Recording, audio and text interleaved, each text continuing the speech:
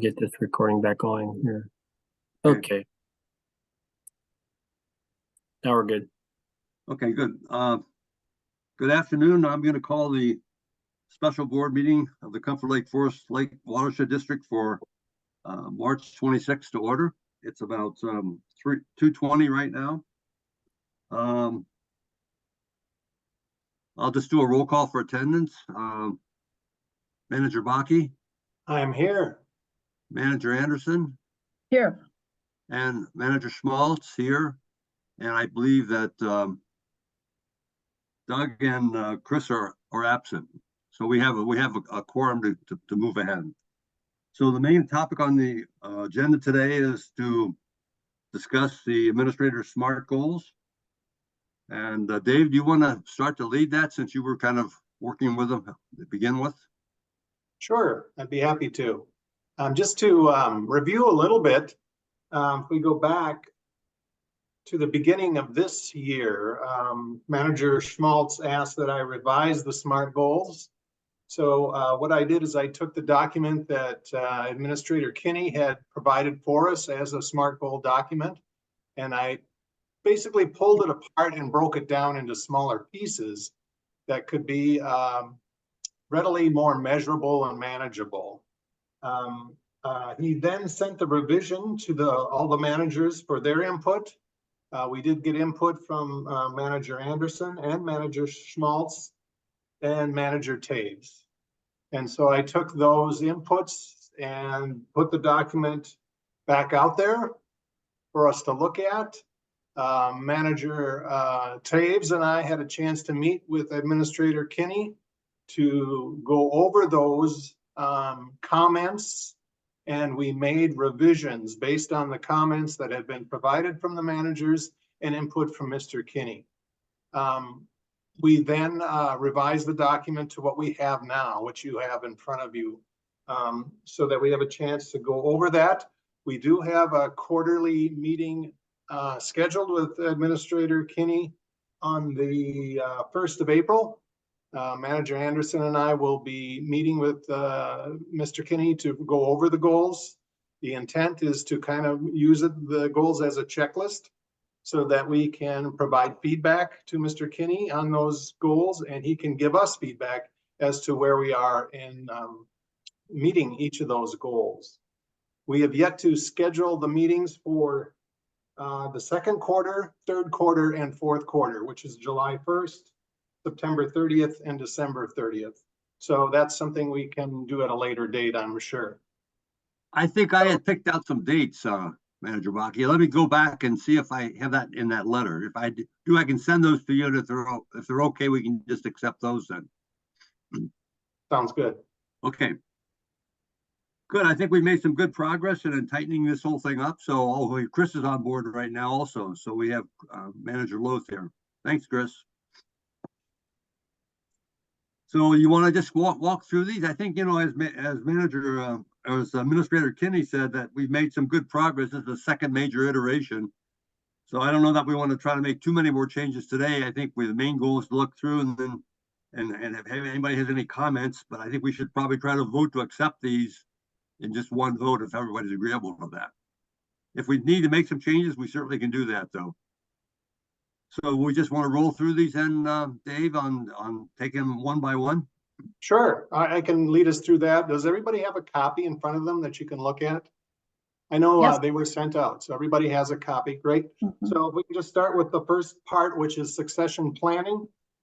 Develop a strategy and materials to assist the board in hiring a new administrator. Identify consultants to assist the board and establish a framework for determining a qualified candidate to be achieved by March 30th. That's the first one. If anybody has comments, just speak up as we go through. Otherwise, we'll just keep moving on through. I think that one's pretty clear. There's pretty measurable. All right, let's move on to number 2, which is position and hiring. 2A is create a description for a position, for example, a deputy administrator, a business manager, to be determined by the board. And the goal for that is March 30th as well. Mike, if you have comments on these, please jump in also. This is just not to go through them. The comment I would like to make here is I think this is a pretty important decision, and we've talked about this on and off. Manager Anderson's been proposing this. So I think we probably should have a separate work session, and I think Manager Anderson and I have talked about this. And that's probably should be our next step, is to set up a separate work session on that. The one thing I want to point out, though, is that I think it's Rice Creek Watershed District has a position description for this kind of a person already. And I think that should be part of our discussion for sure. So we should try to make sure we bring that forward for the whole board to see. So does Capital Region. Oh, it was. Okay, thank you, Manager. Yeah. I couldn't remember, but it was, I think there was some good and bad parts to it. That's why I think it would be a good document to work through and see how it would fit with us in terms of how we're organized and how we run things. Any other comments, Manager Anderson, on this one? No, but we've gone through these, right? I mean, Mike has seen these. Right. So this is just the final look for the board, correct? Okay. President Schmalz. Yes. Is March 30th date for number 1 reasonable as far as the due date for that one being on Sunday? I'm sorry, Chris, what was the question? The due date for the succession planning number 1 of March 30th. Is that reasonable for any work that's been done up to this point, or what? Well, I agree, Chris. I think, many of these dates were planned back at the beginning of January. And I think we went into this thinking that ideally these goals we would like to have these goals achieved by these due dates, but that's not realistic in many instances. And again, that's part of the quarterly meeting process, I think, with Administrator Kinney, is to get his feedback as to where are we on this goal. If it's not going to be achieved by the due date, then when it could potentially be achieved, or what next steps do we need to take to get there. So it's a fluid process. I know we've got some dates written down here, but we can change the dates. But I think, at this point, I believe we should go ahead and try to approve this as it is, so that Manager Anderson and I can meet with Mr. Kinney and get the process started, and we can make adjustments as we go. Sounds good. Thanks. Yeah. Irrespective of the date, it might be good to have as a related topic. So, and I could just give the board a quick update.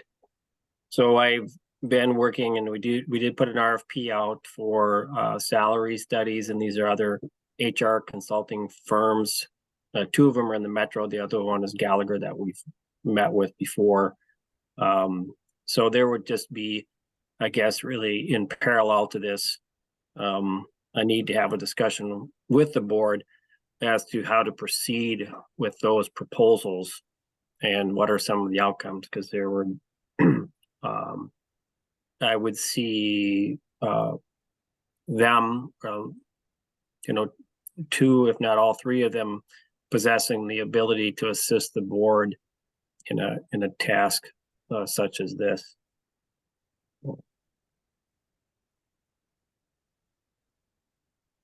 So we should bring those forward, Mike, as you have information then, obviously, just to keep the process moving. Right. And so from that standpoint, I mean, should I can forward those to President Schmalz and any other particular person. I think, Manager Anderson, are you the other person assigned on the personnel topic? Is that that'd be most appropriate? I just want to get some concurrence, and then I could I could get those sent out. It doesn't necessarily, have the full development of a strategy in there, but it is it does give at least some information on some consultants that could potentially assist the district with this matter. I don't know if this topic is on the board meeting this Thursday or not, but we probably should have something to do with the administrative process. This process, I'm talking about the administrative process, once a month on our agenda. And probably even a workshop. If all the board wants to be involved in this process, then I would recommend that we have a standing special meeting just for this topic every month so we can stay abreast of it and keep it moving. But if it's just the personnel committee, Steve and I can work on that, you know, reviewing things and bringing a recommendation to the board if the board's comfortable with that. But it should be discussed at an upcoming board meeting. So we could add that to the agenda item if you folks are agreeable. As far as passing the concept or actually looking at the materials? No, I'm talking about keeping this fluid. It's something that we want to make sure that we are getting on schedule this year. We're not on schedule now. We know that there's going to have to be some adaptability. We're used to that. Changes made so that we can get through some of these topics. But if the full board wants to be involved with every decision along the way, then what I'm recommending is that we have either a special time set aside at a board meeting, or we have a workshop every month that all the board can attend, and we go through all the details and the board makes the decision. Otherwise, you and I are going to be looking at these recommendations, the RFPs that Mike has pulled together. We will review them and make a recommendation to the board. Now, that's the only way to speed up the process at the board level. So that's what I'm talking about, is keeping this whole thing on track. These are big Given the topics. number of meetings we have, I think it'd be best if you and I and Manager Kinney got this ready for the board to look at and then have it reviewed and then moved ahead. If the Yeah, board's well, comfortable with that. But that's for the board to decide, is my point. Right. So Okay. we have 4 of our members here today. We could probably make a decision on it. But I'm talking about, instead of looking at this monthly and saying, oh, gee, we need to, you know, have another meeting about this. Let's look at it as the project that it is and be forward thinking and have a day set aside for a special workshop if we need it. And if we don't, then we don't. But, you know, it's one way or the other. Either the committee reviews everything and brings it to the board, a recommendation to the board, or the full board participates on every step. And I'm okay either way. It's just what the board wants to do. Manager President Baki, Schmaltz? Manager Loth, yeah, go ahead. How do you I guys said, feel? are we talking just about the succession planning piece? Or are we talking about all of the goals being kind of checked on a regular basis? No, just the succession planning part.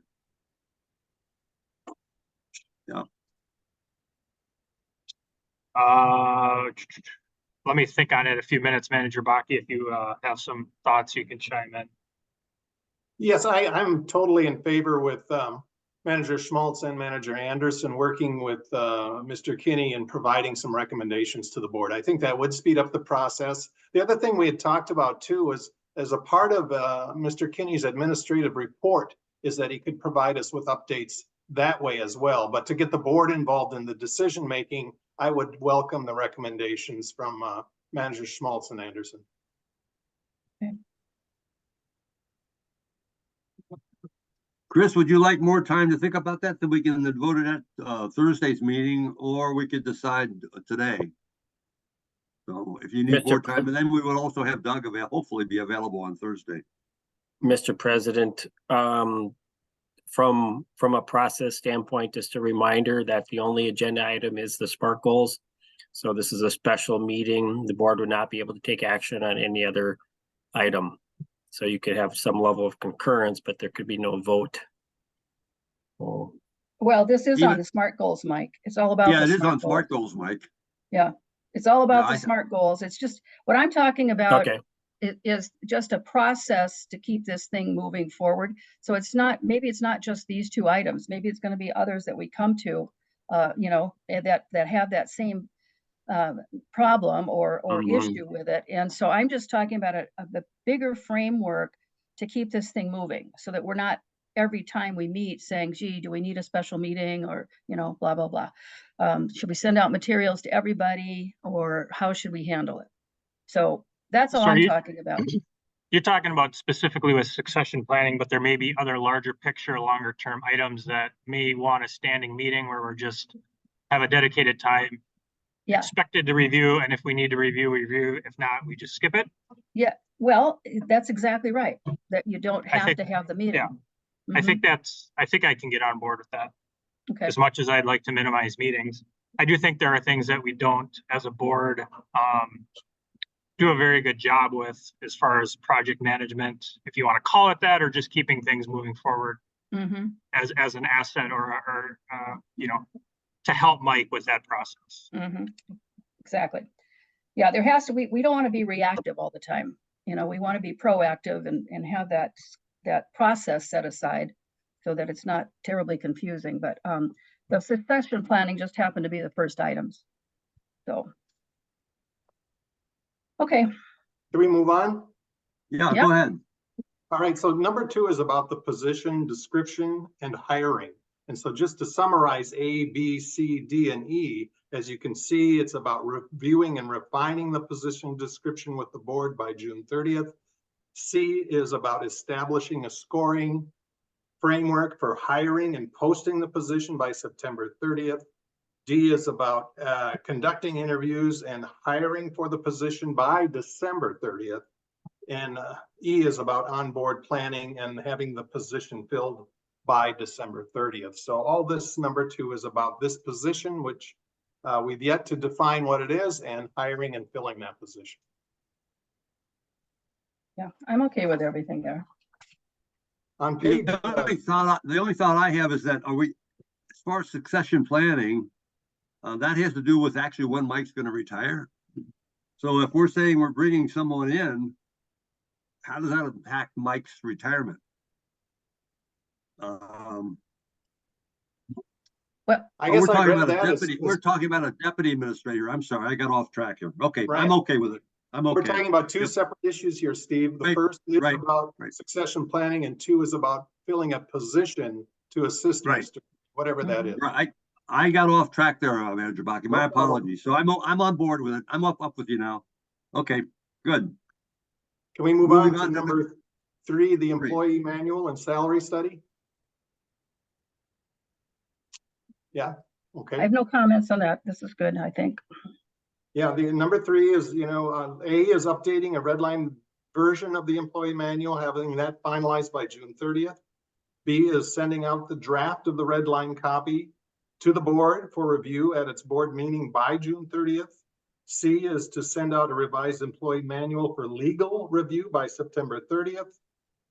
D, the board adopts the revised employee manual by December 30th.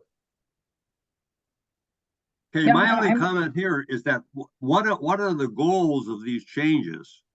For example, if we're interested in figuring out how we're going to manage our employees in a work from home environment, that would require some changes to the manual. Are we interested in getting the employees a better understanding of how our pay scales work and what the classifications are and how they interrelate? That would change it. We could follow Rice Creek's model and include some generic information in there, for example. So I guess it'd be helpful to know what areas we want to change and why, and maybe the board should agree on that. And maybe the employees have some input on this also, Mike, I think, perhaps. I have I think- to chuckle at that, but anyway, go on. Mhm. Yeah, most importantly, there was some changes by law that require some updates to the employee manual regarding leave and earn leave and sick time. So we have to report that through our accounting pieces now, but it's also a requirement is for us to incorporate it into our manual. So that's driving the update in addition to just maybe a good practice of occasional review and updates in other areas. Some of those that you're talking about. So, and they may parallel some other efforts as well. So is somebody going to put that together for us? Because I think the managers might have some suggestions on this also. Well, there are 2 ways to approach this. And one is during the quarterly meetings with Mr. Kinney, he can provide us with some feedback and input as to what he may need from the board to move it forward. And the other way I can see it working is when Manager Schmaltz and Manager Anderson are working with Mr. Kinney, also provide recommendations to the board related to these items. So I think we're coming at it from two fronts, really, to kind of move this forward. Does that make sense? Yeah, it makes perfect sense to me. I think the other thing is some of this stuff is just routine office stuff, you know, that you have to do for any business. And let's not forget that, you know, we are a business, you know, where it's a government business, but we're still a business. And so a lot of those rules still apply. And there are just documents and processes and procedure documents that have to be maintained and updated periodically.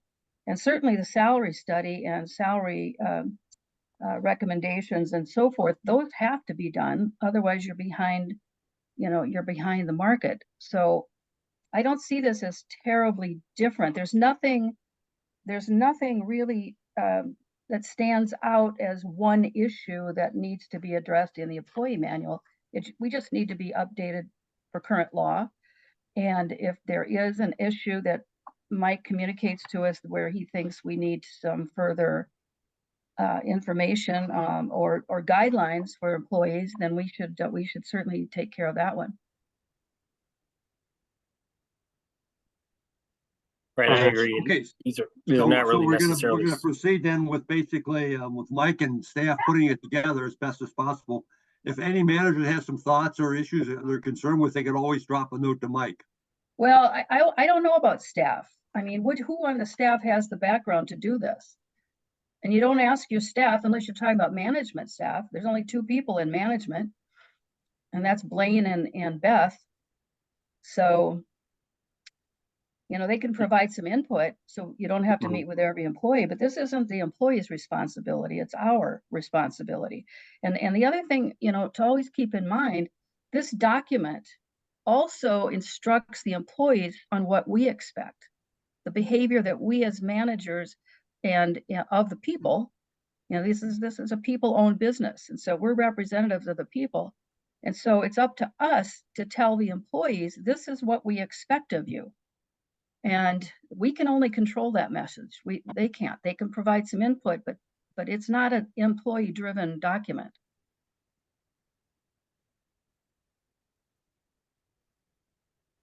I'm okay with that. That's fine. Yeah, Mr. President, just for clarification, the intention was to have Ellen really lead the updates in terms of what that might look like. The other fundamentally is to just go and to look at what other organizations have more recently updated their manuals, kind of post-COVID, if you will, to see what how they're making adjustments in the workplace and things like that. So we do have a remote work policy already that was adopted pre-COVID actually for Emily, and that still stands. There's some modifications that we want to make to that. So we've reviewed it. It's just we don't have a draft form ready for the board to take a look at. And I'll note, I think as Manager Anderson was suggesting, is that these are not necessarily really stretch goals, a couple of these administrative pieces, as much as some of the other ones are, but still important to accomplish within the year. Yeah, that's how Okay. I'm looking at this SMART goal thing, is that it's not my preferred way, honestly. I've said that before, and it still is not my preferred way, but I think what we're doing here is we're looking at these critical projects that need to be done in a timely way. And those things are what's here. And those are the more in-depth projects that require some time. And just to make sure they stay on track during the year, which has been a problem in the past, that they are listed here as something to watch. And so that's how I'm viewing it. And in that reality, I can justify it. The use of SMART goals, I'm talking about in general. Okay. I'm much more of a different method type of a person, but KPI. I think key performance indicators that are designed for specific functions within a business is better. But this has worth, some worth to me on an administrative level, because these bigger, more intense projects, they're not necessarily difficult, but they take time and they take management and they take careful oversight to make sure that they're moving along. They're important too. And I think this is a good way to do those. Manager Loft, did you have a comment? No, I'm all on board with this. I think when it comes to number 3, especially when it comes to the manuals and stuff, I think I would lean on Administrator Kinney to bring things that he believes require board input, versus us proactively getting involved in that process. But other than that, I'm on board with this. Okay, good. Let's move on to 4 then. All right, well, let's just finish up. E, F, and G are about the RFP for the salary study, and then reviewing those RFP responses by June 30th and hiring a firm by June 30th to complete the salary study. And H is on the next page, salary study report presented to the board by December 30th. Then the next one is office space. Have a signed lease extension by June 30th. B is present access philanthropy findings to the board, and I think that one's already been checked off, but we'll leave it there, of course. Contract with an architectural firm to design office space concept by June 30th. D is present office space design to the board by September 30th. And E is establish a ranking system to identify a list of top priorities ideal for office and educational facility by December 30th. Okay, I'm okay with these. Yeah, it's the same list we've had now for 3 years, so. Yep. Yep. We're getting good at it. All right, let's move on. All right, number 5 is strategic planning. A is submit a grant application by March 30th for completing a 5-year strategic plan. B is to send out an RFP or set up a contract with Cultivate Advisors by June 30th. And C is begin strategic planning effort by September 30th.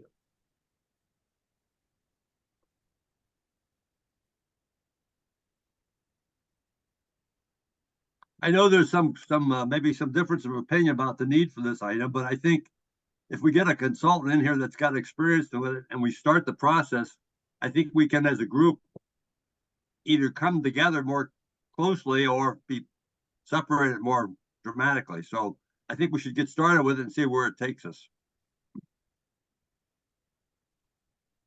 It's Cultivate Advisors. Are those the ones that just did the presentation a couple of meetings ago on the philanthropic or the No, who are these people? they're a different entity, and I can send out some information, Okay, maybe to the full board about who they are.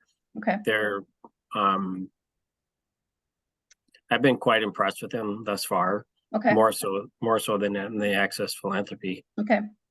Well, if you obviously think this is an important area, Mike, so, you know, I'm willing to look through that. I obviously don't, but if you feel that that's necessary, let's do it. I think they would just bring some other conversations to the table Mm-hmm. that are currently not, being addressed or being brought forth, and Mm-hmm. and Okay. and just challenging us, as an organization as well. So, Okay. so in manager, small, we were trying to set up a meeting to just have an introduction with you at some point with them. And as to the grant application for the PRAP with Bowser, that can go in most any time. But we would want to make a decision as to, and I guess at this point, my recommendation is for the board to have some introduction to Cultivate Advisors and see if they're the firm that they would like to utilize or not. Or if we have to do an RFP outside of that, but You sent me some materials on them, Mike, and I looked at it and went to their website, looked around, bounced around a little bit. And I saw some real potential with them. So I think we should at least have Manager Anderson and the rest of the board look at some of the materials and then maybe go from there. Why not have them come to a board meeting and introduce themselves and talk about their background with some project slides and so forth? So that we can get that kind of, we don't do that anymore. We used to do it quite a bit, but I think that would be helpful as well. And before a contract is signed, that's the best way.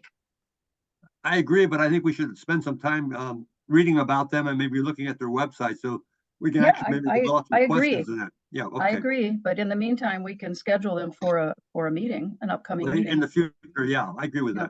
that. Mhm. I'll see if we can't get them on the April 11th meeting then. Okay, good. President Schmaltz, Yes, Chris, go ahead. this is more of a longer term picture, but have we had 5-year strategic plans in place, or is this, I guess I'm trying to understand where a strategic plan now would coexist with the 10-year plan and all that. I think we're struggling with that ourselves, Chris, but because I think the strategic plan, as Manager Anderson probably feels, is, I mean, the operational plan, the 10-year plan we have is pretty good. A lot of strategy and long-term thinking went into that to set the priorities, et cetera. One of the issues I think we're trying to deal with here is that a lot of grants and that are required tend to get more involved with looking at the strategy, in many cases, long-term strategy, and how we differentiate that from our 10-year plan. It's what we hope to find out by having someone like Cultivate Advisors work with us, or at least, present some concepts to us when they talk to us. So I don't have an answer for you on that. I mean, I've done both, and I think our 10-year plan is pretty good, and we've put a lot of thought in. We have a lot of input from a lot of areas, as Manager Anderson knows, and we sorted through a lot of things and set priorities. It's not like we're trying to do everything. It's pretty focused, and it's changed direction from where we were to a certain extent, right? So, but I think we should hear what they have to say, and if it's required to get future grants, it'd be to our best interest in order to remain competitive in the grant market to do everything we can. If that's part of the items to have a short strategic plan, then we should probably do it. But So we'll find out in talking with them, I think. You're saying, but apart from them, you're saying that some current or grants that we may want to get are asking for a 5-year plan and we don't have one. Is that the understanding? Or our 10-year plan doesn't have the information that they're looking for or want? That's the impression I get, but we have to dig into that some more. And they'll say, where's your strategic plan? And in many cases, they may not accept the 10-year plan as a strategic plan. And that's why I think we need to get a better group understanding of what that means. Got it. That's the first time I'm hearing that. I thought this was an operational strategic plan. This doesn't mean that we don't know where we're going for the district as a whole for its water goals, but it's how we get there. It's the operational delivery on those 10-year goals that we do, under the Bowser rules, under the state rules. So to me, that's what this is all about.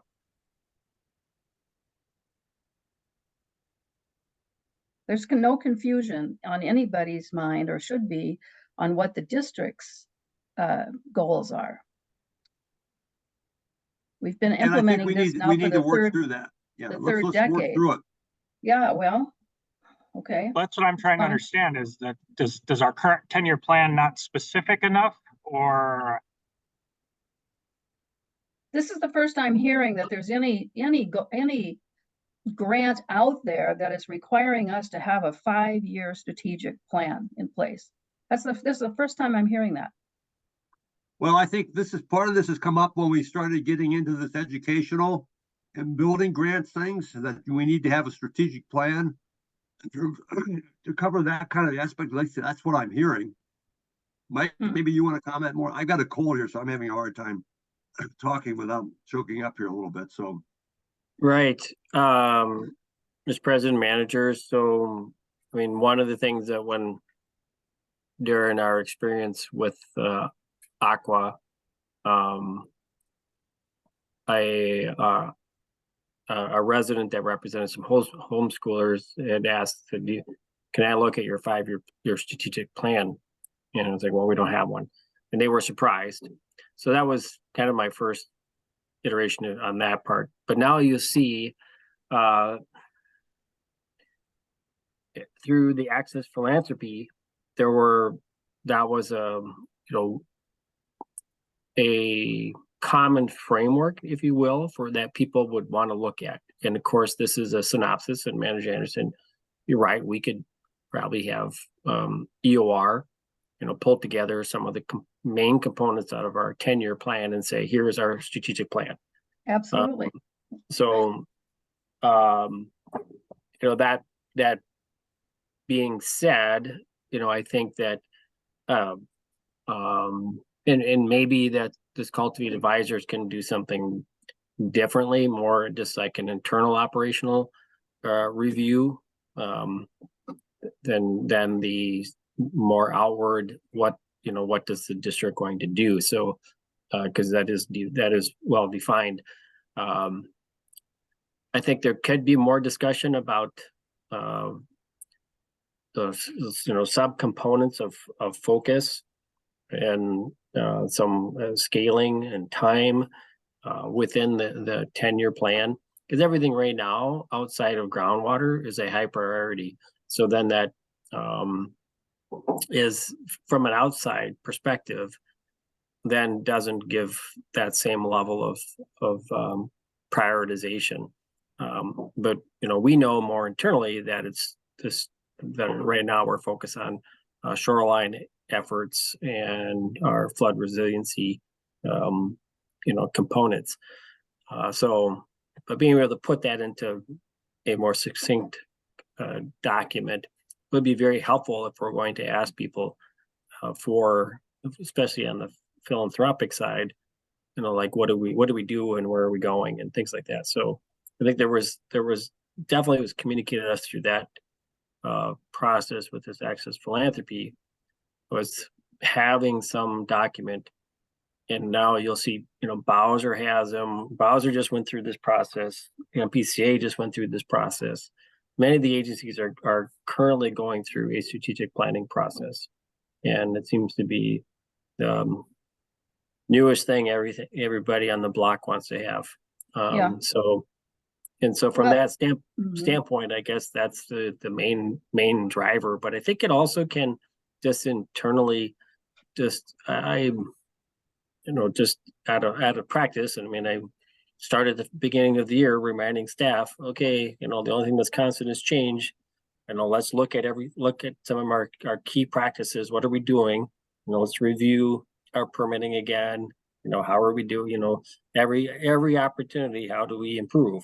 And that's ongoing. So, but right now that's largely driven by just me, and getting some fresh ideas, maybe from somebody else, would be helpful for the organization to get implemented in this, whatever number of last years that I'm here, and helping bring somebody else new. The other reality is that 3 of our managers did not participate in the watershed management plan update. So this would be a good opportunity for them to have, a little bit more background, if you will, and going into that next phase. In addition, that Manager Anderson, you and have indicated that, you, with your long history and tenure on the board, are potentially going to be off and, after this term. That will be a major deficit, if you will, going into the future of corporate knowledge. So, getting a number of things in place to help future boards and staff, I think, is helpful.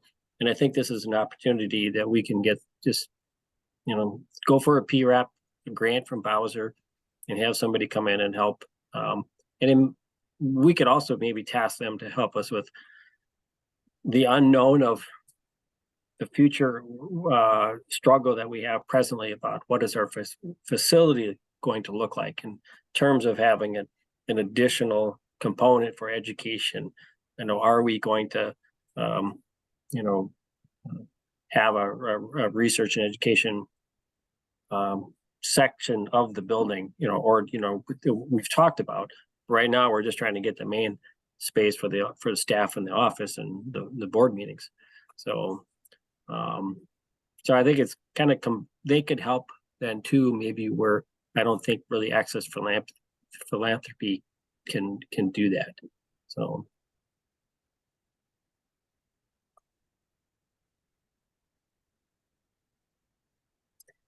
Well, I'm going to say this, otherwise I'm going to kick myself for not doing it. As far as the strategic planning for the watershed as a whole, I don't think there's another watershed district in the state that approached it the way we did.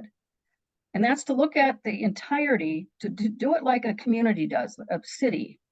You look at the entirety of your infrastructure, for example, if you're doing roads or you're doing stormwater, whatever it is, you're looking at the entire city and you're saying, okay, this is what needs to be done. You're ranking it by some measurement, condition, whatever it is, biggest population. And then you're working your way down throughout the entire community on that plan. That's a strategic plan.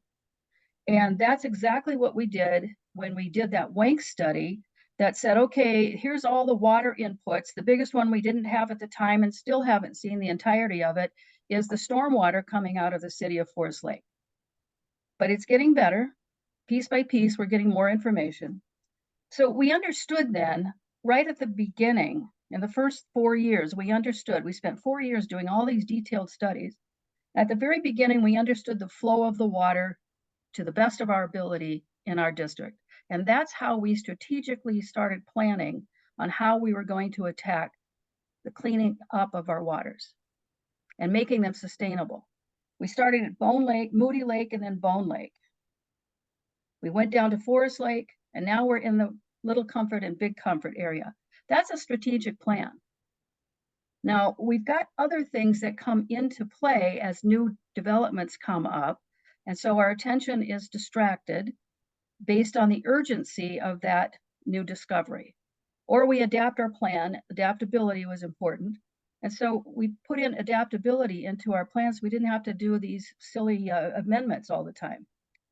So what I'm trying to understand here is what do we need beyond EOR, as you mentioned, and we've talked about it other meetings, having EOR take our very wordy and very lengthy 10-year plan and condense it into an executive summary that says in the next 5 years, we're going to be doing this, in the 5 years after that, we're going to be doing that.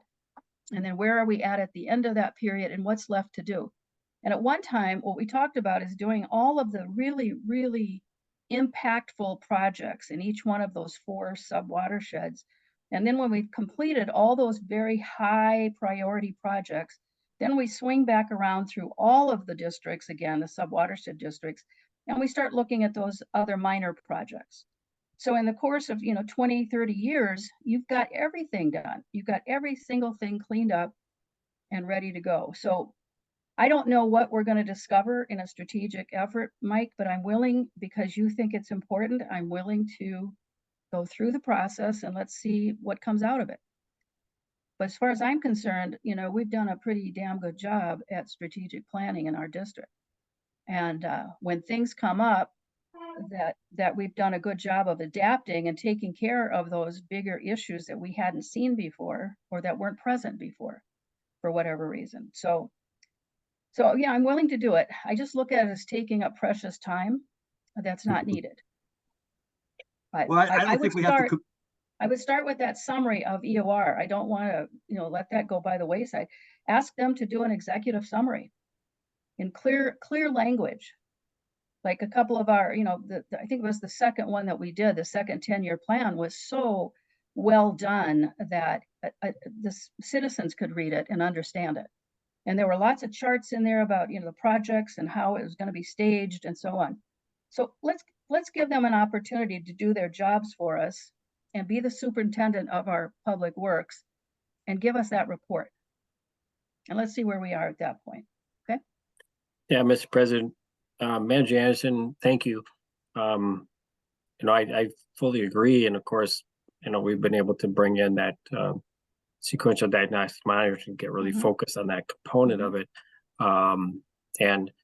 And actually, I was just having a conversation with Emily this morning, talking about how this, with respect to the Lower St. Croix, that are, and some of the communications, there's a steering committee meeting tomorrow afternoon, and I'm planning to attend.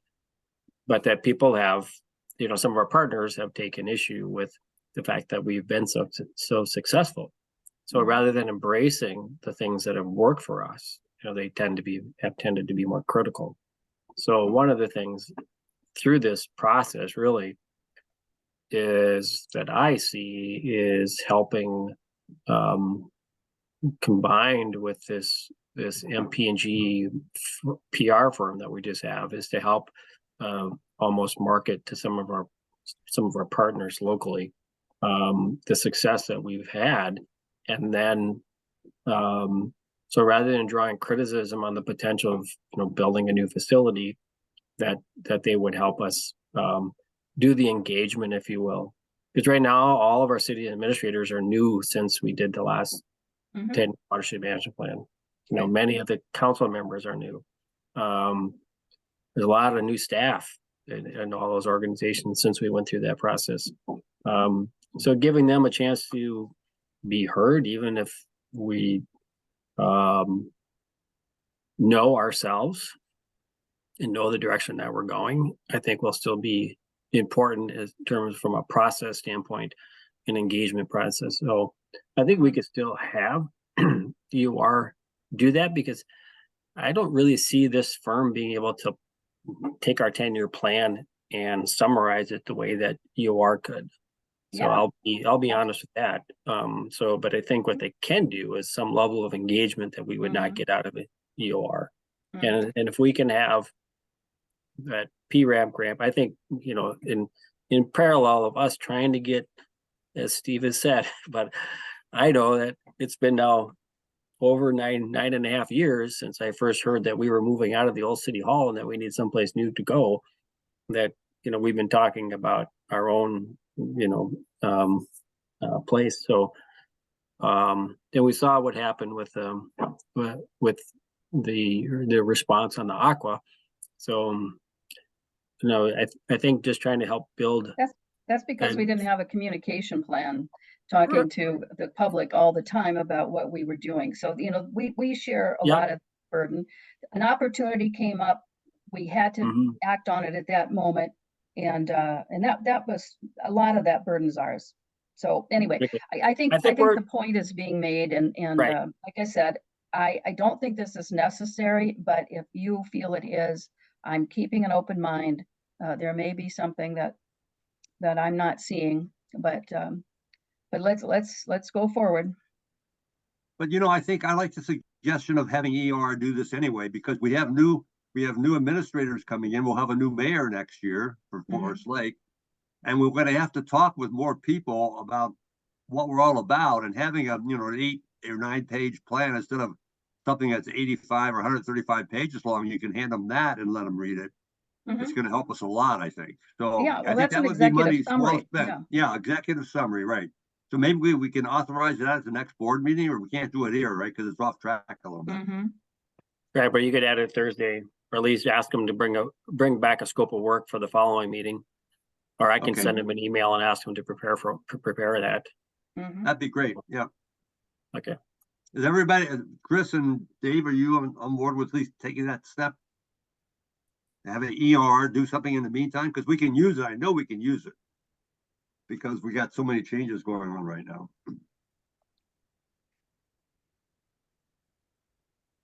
Go ahead, Manager Baki. Well, I appreciate the comment that 3 of our managers on the board did not participate in the development of the 10-year plan, and that the strategic plan would allow those managers to engage more fully in that and help define what we need to do in the short term. I also have, in my experience in working in strategic planning, it has really brought a team together. When you spend the time, I really see this investment of time as being important to all of us in not only our work relationships, but understanding where we are and where we want to be. So I think it's time well spent. I was speaking specifically of EOR doing this, the executive summary as Manager Anderson talked about. That's kind of a separate short-term action getting us to the long range, but are you okay with that EOR decision? Okay, I am, yes, yeah, absolutely. Chris? I am also okay. Okay. I also agree with everything that Manager Baki said. I'm just wondering if maybe just bringing myself, Manager Baki, and Manager Taves in on a some sort of workshop to kind of go over the 10-year plan so that we can have a little bit more context than what's written in the document versus having someone come in and kind of create a parallel strategic plan. I'm still trying to understand, like, you know, the differences between the water management plan and a strategic plan and how those like coexist and work together to serve its various purposes. So. Okay, so let's move on then. All right, the next part is grants. Grant? 6A and B. 6A is complete and present to the board a brief description of how the climate resiliency project, the flood management plan, would proceed and how it might intersect, contribute to future green space activity. And this was dated June 30th. B is to pursue grants to have grant revenues equal to at least 50% of existing levy amounts across a 3-year average. This goal would be reviewed each quarter with final assessment by December 30th.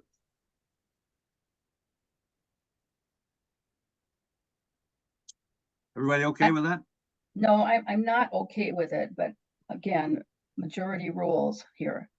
I don't think that's the right, that's the right equation. The whole Are you point of referring using to B? grants is to keep the levy down. And so if we need $800,000 a year to provide our portion for grants, so that's 50% of our levies roughly. And if we need more than that, then our levy is going to have to go up to meet this equation outcome. And that just makes no sense to me. I think what makes sense is to have a 90% or 100% match goal, or excuse me, total grants to alleviate any cost to the district. Most of the grants are 10% grants now through Bowser. There's very few that are 20%, like we've had in the early days. So it shouldn't be difficult to find a 10% match with all of the grants that are available now for suburban use for stormwater and not just agricultural use through the Ag Department. And our SWCDs, that's their day in and day out life, is finding grants at the federal level. They know them. So that's how I think it should be structured. I really worry about this one not being the outcome that our citizens really want.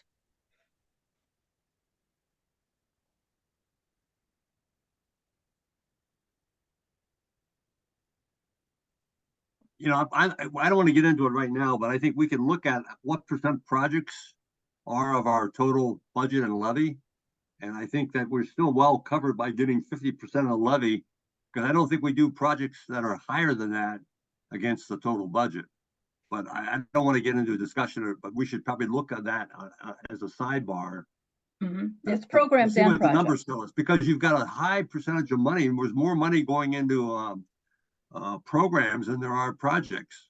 Well, and And we so- knew that was going to happen, right? Right, but As- you're not going to as- get grants for programs. You're not going to get a lot of grants for programs. There's And- lots of grants right now for programs. AIS there's lots of money, federal and state, for AIS and for communication, for educating the public on Well, clean it's not going water. to stop us from, and it's not AI. going to stop us from getting a manager, Anderson. So let's Yeah. just push. But I'll take a look at some of those numbers and come back to you with some thoughts on that. Yeah, Okay, so let's go move on then to what number is there? Number 8? Yeah, number 8. Yes, number 8 is personnel, office staff management. A is gather board input and support to provide clear expectations for employees. Provide employees with clear expectations of our constituents and as it relates to the watershed district and its employees. And this date is March 30th.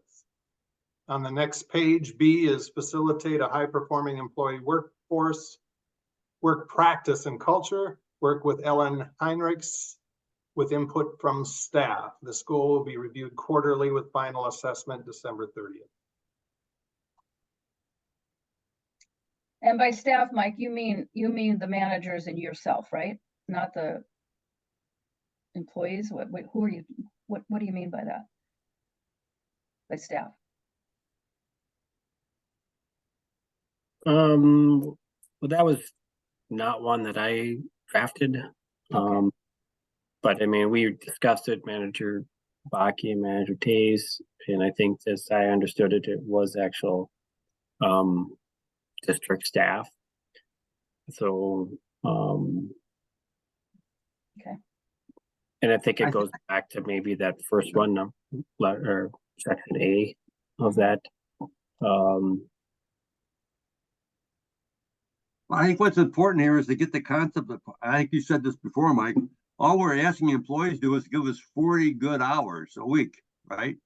So what are 40? We're not, a high performing employee isn't one that works 60 hours. He may get less work done than a high performing employee that only works 30 hours. So what do we mean by high performing? It's a lot of those attributes that we've shown in the back of the everybody's performance, everybody's position description, that last page. People need to understand how they approach their job and, you know, that kind of stuff. And then also, as you said, continuous improvement, that concept of how do we continuously improve and have a mentality that supports that kind of a thought process. So I think those are two key things and they overlap. And so, and it should be pretty easy to get those across. We just have to make sure that employees are looking at them and see them and they see that we value those operating principles. Yeah, I think that the challenge is that, so I've been using with Ellen this DISC profile, and I think I've talked to the board about this before, and you know, I've suggested perhaps all the board members take that assessment as well. And so, and it's basically everybody's within 4 quadrants in some form or another, sometimes overlapping, but you know, so it just gives an assessment of their personality and the things that they like to work on. So, I mean, one of the things very early on was that I knew that very first hire that I did not need another person like me. I needed somebody that really could help with, you know, a lot of what I refer to, I guess, as my weakness. And that's because I don't mind being out doing the project management, you know, meeting with consultants, meeting with landowners and all that kind of stuff. And, you know, big picture thinking. It's the spending hours and hours and hours a day behind a computer looking at a screen that I do not find the most rewarding. However, other people do. And case in point is Emily. That's her comfort zone. So from that standpoint, then how do I recognize and help encourage somebody with that sort of temperament and personality and skill set and keep them engaged? So one of the things, and then that I've been, you know, and I think I've probably have through enough of you know, research and things have in my feed. I get a lot of articles, and I was President Schmaltz, you've sent me some too, but you know, taken on some additional reading in this area. And one of the things currently is this topic of burnout with staff. A lot of conversation about burnout. And I think I was listening to a podcast last week on the beach, which was a great place to do that, by the way, while drinking a beer. And it really came to the summation of it was that I think pretty much everything we're doing is what I've been communicating, but I think sometimes it's a matter of maybe like even why the cultivated advisors will be helpful for staff is first, sometimes they need somebody else to say things. And one of the things that right now, so I've been asking since the first of the year, and it's been my practice. I said, first things first, right? You need to be working on you got to figure out what is the most important things. And so we can see that things aren't necessarily working out very well with some of the staff that I've relinquished direct reporting to. So trying to get everybody back to the same page of like, what are you working on that are priorities? So giving everybody this top 3, because fundamentally what this professor from Georgetown, as he came up with it, and I think it's pretty accurate, is that what we're seeing is everybody creating lists. They're so busy. They just have lists and lists and lists and lists and lists without being focused. And that's exactly what I'm seeing replicated here in the office, is that there's a lot of activity, but I'm like, and I've spent some time one-on-one with Emily today because she's probably most prone to this, is like, I need you to think about the top 3 things that you're working on and focus on them and not the 20 other things that you have on your list and being distracted. And then that resulting in some level of stress for you, so some of that, work is moving forward and ongoing, but it's also going to take some time to undo some of the practices that have been implemented over the last couple of years with some of the other staff, and trying to bring everybody back into this structure of just really prioritizing their work. Because it isn't just, to me, about 40 hours of work, it's like, say, good work, right? And focus work, and because you could do 42 or 45 hours of work, but not accomplish the same thing. You could maybe have more work done with it, just that minimum 40 hours, and focus on that. So I think that's been the real challenge, is figuring out that same principle. What are the things that are get us the biggest impact? We know that in all areas, whether it's stormwater ponds, our wetland pieces, everything else, there's just small numbers. So the same thing with all the other work. And I'm really challenging the education folks to think the same way. And we're a long ways from coming to an agreement as to what are the most impactful things that need to be done. So I do have a meeting with the University of Minnesota staff to help, with some of that as well, because otherwise I don't think I'll ever get there. Well, I'm glad to see you hear that you're working with the U. I think we've overlooked that as a resource, for a number of things. They love to do research projects too, on clean water issues. So, and they like to do surveys, and we need all of that, especially going into the building area. I've shared those thoughts with you by email, Mike, and I know you have that. So I won't go over all of it, but doing these public surveys on the need for a public service is right up their alley, and they'll do a good job with it. They have professors overseeing the whole process, so we get a good outcome. We get a good product at the end of that process, and that's always helpful. Yeah, Anyway. This is May Davenport, and that's exactly what we are intending to discuss this week. So, if I could, on this B here, the one that we kind of left on, this is all part of the strategic planning, right? 5A, and then B, facilitate high-performing employee work practices and culture. Work with Ellen, HR. She's the HR consultant. It's not an additional person, right? That's correct. Just, her qualifier. Okay. With input from, I would put board and not staff. Getting back to that comment that I made early on, is that it's the employer who sets the standard for the employees, and this is what we want. This is the culture we want. And we want high performing people because we're expecting high performing output and results. So I think that input should come from the board. That's not something that's, unless you're calling yourself staff, I hope not, but if it's going to the employee base, I would say no. I would say that has to be input from the board. You're going to be involved all the way along, right? Yeah, I think the training, I mean, Yes. Mike knows what's high performing is. It's a question then of actually getting it down into the employees. And that's that's a dialogue kind of process with the employee, making sure, so they have to have some feedback in the process so they understand what they're getting into and what's required of them. So, Well, what do you mean getting into? You mean when we're hiring somebody? Is that what you're talking about? no, trying to change and get them to better understand what a high performing employee is. The Pareto principle, how to take a list of 17 things and pick the top 3. How do you Well, do that? yeah, but I looked at this as is that we're setting objectives for hires, for people that we want working for the team, right? For the watershed team. Is that not what this is about? I mean, that's what how I see this. I think it's more about how they manage their own time to maximize their contribution to the organization and Well, to their own development and progression and as a career path. Okay. Well, I don't like the way that's worded then with input from staff. To me, that means that we're putting together this framework and we're going to ask employees what their thoughts are.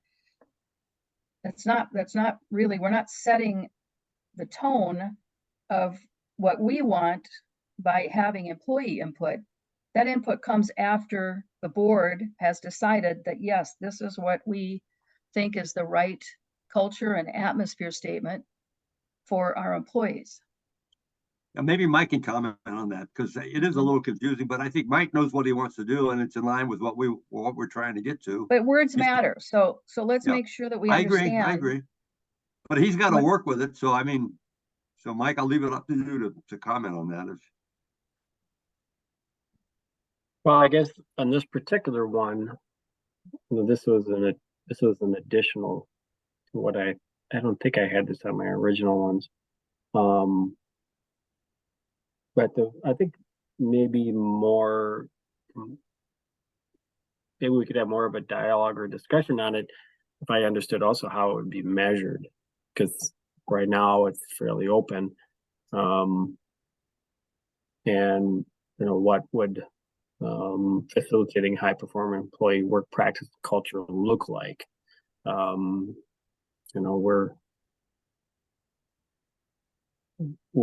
We're not at our lowest point as we were probably August and September, but it's not where we were a couple of years ago.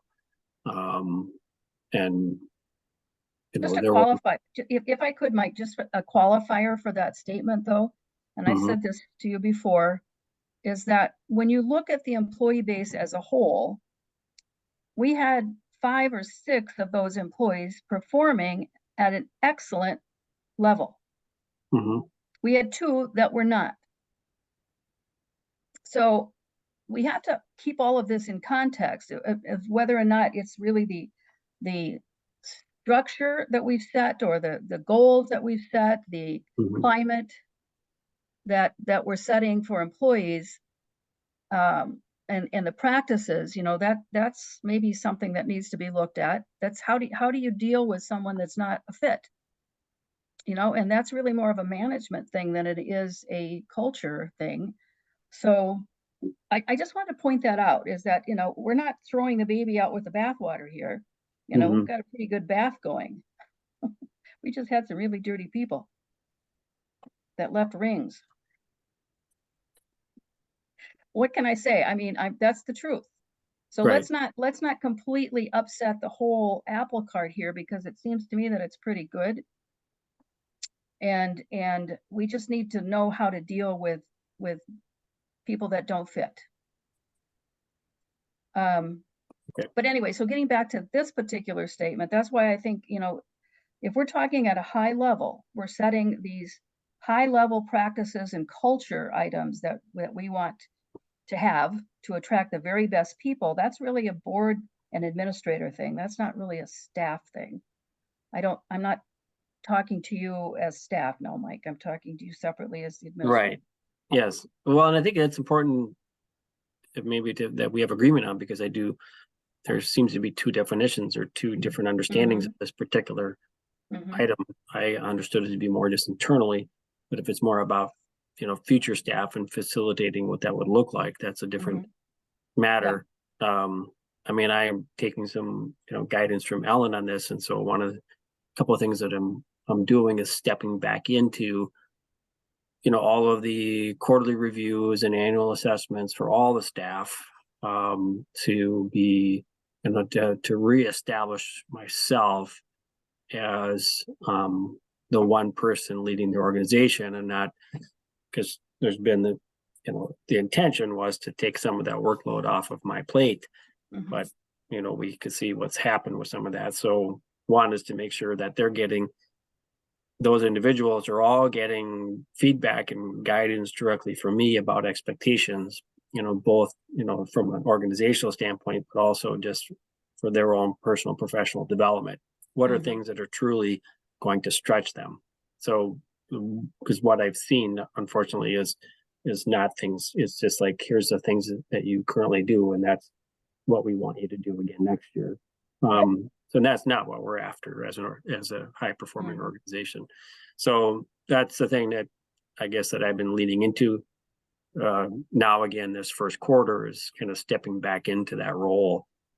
So just so the board knows. So if it is regarding, future staff, then I guess we need to make sure we're all in agreement about that particular item B is. Yeah, thanks for that. I appreciate that. Dave, maybe you can address this. I'm not sure. I mean, I've told you what I think it says, but what does it mean from your perspective? I agree with the change, and if this is the one change we're gonna make in this entire document, that's pretty Yeah. amazing. Yeah. I would agree with you, though, Manager Anderson, that we change the word from staff to board, Okay. so that it is more board driven.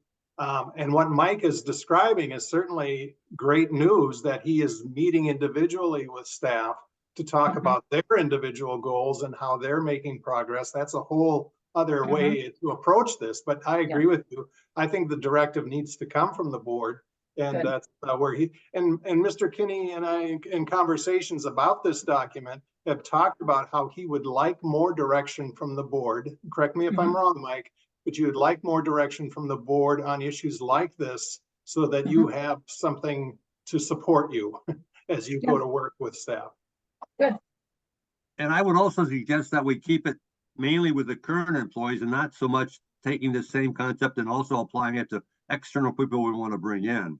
Mhm. So let's just keep it, because the business puts too much on the plate, I think. So let's just keep it focused internally right now, because we're trying to maintain control of the situation right now. And so we should focus internally until we get things back to normal. Yeah, and I You're don't okay see with that. that, Mike? Yeah. I don't see that dichotomy that you're talking about. I think it's, we're establishing a principle and a statement on what we expect. So that applies to everybody. Correct. So do we have consensus then that we're changing the word staff to board? Is that correct? I'm okay with that. Anybody else? I know Manager Anderson is. Yeah. Chris, you okay? Yeah, that makes sense to me. I mean, can I have a second just to share a couple of thoughts? Sure. Yeah, please. When we first read part A, I immediately thought whether it belongs here or under number 3. And I think Mike then followed up with a comment in reference to that. So I'd be curious to hear what other people's thoughts are on that. Are you talking about going back to succession planning? Is that what you're talking about? No, number 3, the manual, whether or not the information as far as what the constituents expect out of staff, does that belong in an employee manual, or is that part of a, personnel work efficiency type place? I just didn't know. I feel like it should be under number 3. I mean, the purpose of a manual is to provide expectations. So I feel like it might make more sense to be there versus where it is now, but I like the concept anyways. Now, Chris, I think you might think about it this way. I mean, personnel office man, that's a kind of a separate topic itself. And I think that having some of that in the office manual can re-support that goal, longer term goal having high performance staff. So I wouldn't see it as just having it being controlled by the office manual. I think the office manual can be a tool to help us advance the major goal of getting high performance out of our employees. So I would leave it where it is it being more important that way. But I need you to be more specific about what you're talking about, because I'm not finding that reference that you made earlier. Are you talking about number one, number two? What are you Number talking three, about? employee manual and salary study.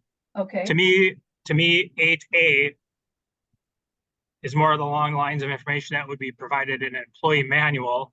I don't think when it comes to like how people work and coaching them and, you know, getting them more efficient, that's not really a manual type topic to me, but. Well, I think you're right there, because A and B under 8, I think both belong under that employee manual and salary study, because that's what we're talking about. We're talking about the people we hire.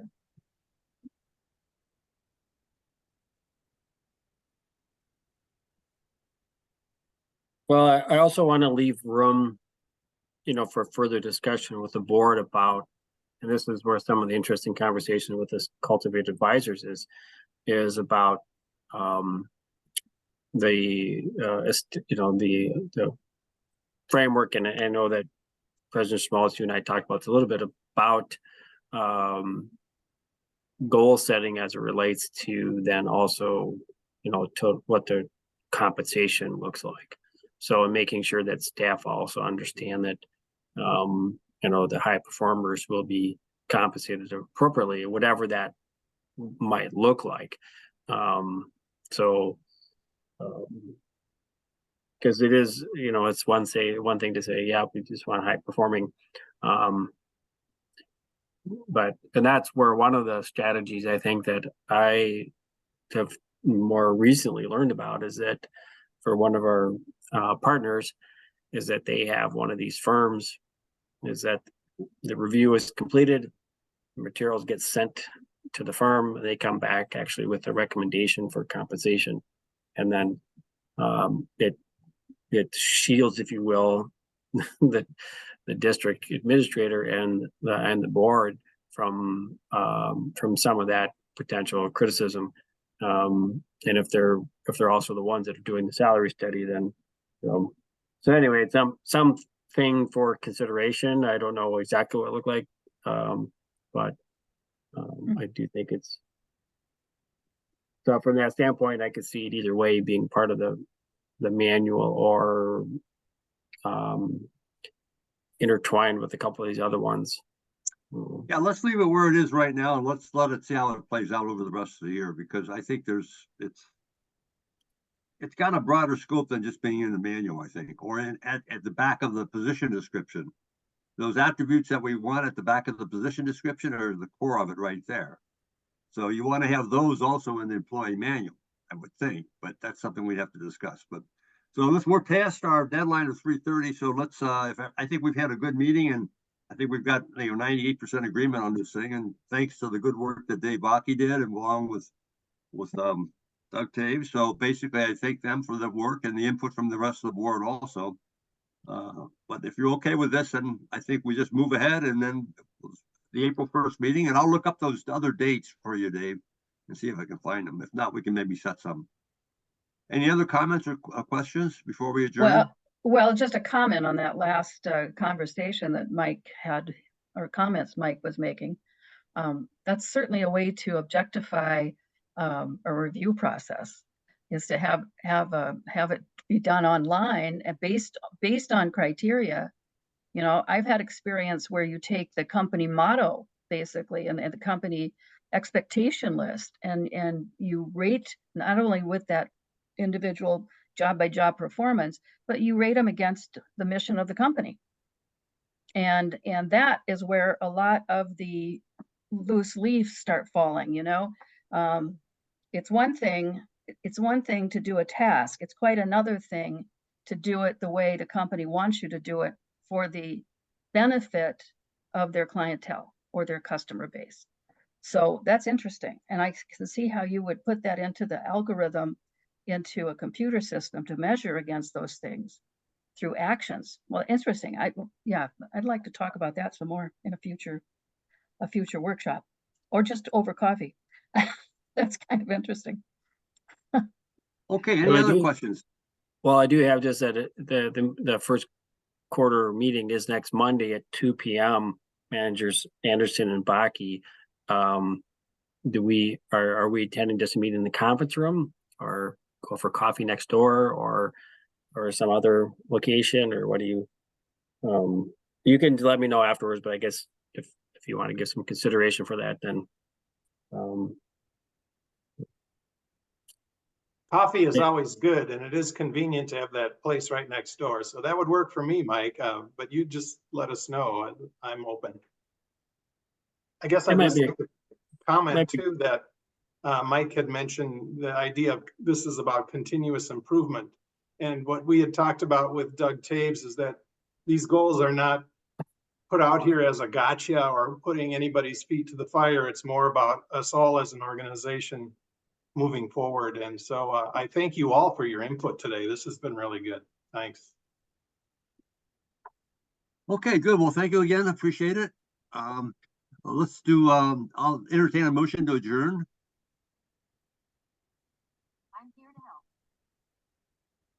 I'll make the Everyone. motion. Thank you, Manager Lewis. I need a second for adjournment. Second, Thank you, Manager Anderson. I'll do the roll call. Manager Baki, Aye. Manager Anderson, aye. Manager Loth, Aye. Manager Schmaltz, aye. So we're adjourned. Bye. Thank you, Thanks, everyone. Dave. Thank you. Thanks, Mike. Thank you. Take care, everyone. Okay, Bye-bye. see you Thursday. Take care. Bye.